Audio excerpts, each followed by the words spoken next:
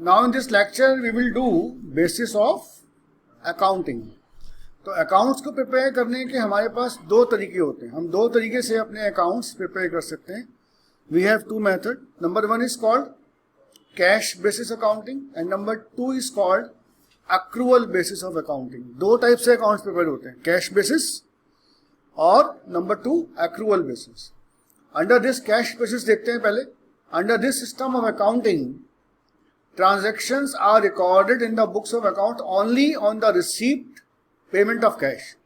माने जब पैसा आएगा तो रिकॉर्ड करेंगे, जब पैसा जाएगा तो रिकॉर्ड करेंगे, ड्यू बेस पे रिकॉर्ड नहीं करेंगे। जैसे आपने माल बेचा, तो जब माल बेचा तब रिकॉर्ड नहीं होगा सेल, कब रिकॉर्ड होगा? जब कैश कलेक्ट हो जाएगा। ऐसे ही मैंने कोई सैलरी ड्यू हो गई तब रिकॉर्ड नहीं करूंगा, जब एक्चुअल में पे कर दूंगा तब इसको रिकॉर्ड करूंगा ऑन कैश बेसिस। माने यहाँ पर जो मेन वर्ड है, this is of your cash basis, receipt and payment of cash.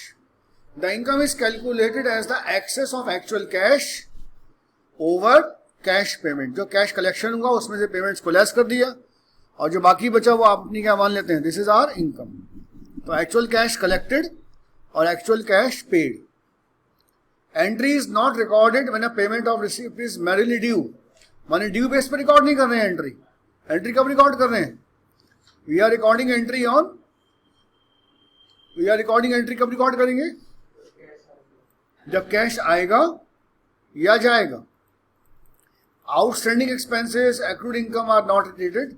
This method is contradictory to the, तो मैचिंग प्रिंसिपल के अगेंस्ट में है ये, अगेंस्ट ऑफ, क्योंकि मैचिंग प्रिंसिपल क्या बोलता है? Revenue should be matched with respective expenses. तो फिर हम क्या बोल रहे हैं कि मैचिंग को मत लिखो, जब पैसा आएगा तब इनकम मानो और जब अमाउंट जाएगा तो उसको खर्चा मानो। तो this is called cash basis of accounting. Accrual base में क्या होता है? Under this method of accounting revenue and expense are recorded when they are recognized. कि हमने मान लिया भाई ये रिकॉग्नाइज हो गया, माने ये ट्रांजेक्शन हो चुकी है, अब हमारा ड्यू हो गया अमाउंट, तो हम उसको इनकम या एक्सपेंस मानकर चलेंगे। Income is recorded as income when it is accrued. माने इनकम कब रिकॉर्ड करेंगे? जब अक्रूड हो गई, जैसे आपने माल बेचा तभी हम सेल मान लेंगे, और irrespective of the fact whether cash is received और नॉट, चाहे कैश बाद में मिले या ना मिले। Similarly expenses are recorded when they are incurred or become due and not when the cash is paid for them. So income recorded on due basis and cash recorded on due basis. Expenses are recorded on due. System expense such as outstanding expense, prepaid, accrued income, income advance, ये सब record हम maintain करते हैं, क्योंकि यही ये बताते हैं कि आपका मैचिंग प्रिंसिपल है। What is outstanding? कि अभी due but not paid. Prepaid, due, paid in advance. Accrued means due but not received. Income advance में मिल गया। तो ये सारे कॉन्सेप्ट अक्रूवल बेस में आते हैं, कैश बेस में इससे कोई मतलब नहीं है। कैश आएगा तो इनकम, जाएगा तो खर्चा। Under this all companies are required to maintain their account according to, ये बहुत इंपॉर्टेंट है। कंपनी एक्ट ये बोलता है कि सभी कंपनीज को अपने अकाउंट अक्रूवल बेसिस पर ही रिकॉर्ड करने हैं, ना कि कैश बेसिस। अगर हमें दोनों का डिफरेंशिएशन करना चाहें तो हम कर सकते हैं differentiation. Recording of transaction, accrual में when transaction take place only cash transactions are record, जबकि उसमें क्या होता है, कैश एंड क्रेडिट बोथ को रिकॉर्ड करते हैं। Profit loss is ascertained correctly, यहाँ पे करेक्ट आता है क्योंकि यहाँ पे मैचिंग प्रिंसिपल फॉलो हो रहा है।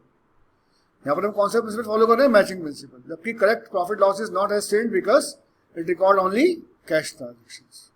यहाँ पे मैचिंग प्रिंसिपल फॉलो नहीं हो रहा, यानी वी कैन से दैट कि ये मैचिंग को फॉलो करता है, ये मैचिंग प्रिंसिपल को फॉलो नहीं करता। Distinction between capital and revenue items किया जाता है, जबकि यहाँ पर ऐसा कुछ नहीं होता। आपने पेमेंट किया तो खर्चा, आया तो collection. Legal position, this basis is recognized under the company act. इसको रिकॉग्नाइज करता है कि भाई सभी कंपनीज को एज पर अक्रूवल बेस ही अकाउंट बनाने हैं। कैश बेस में ऐसा कोई सिस्टम नहीं है, कंपनी एक्ट इसको रिकॉग्नाइज नहीं करता। Now we come on the next concept, accounting standard.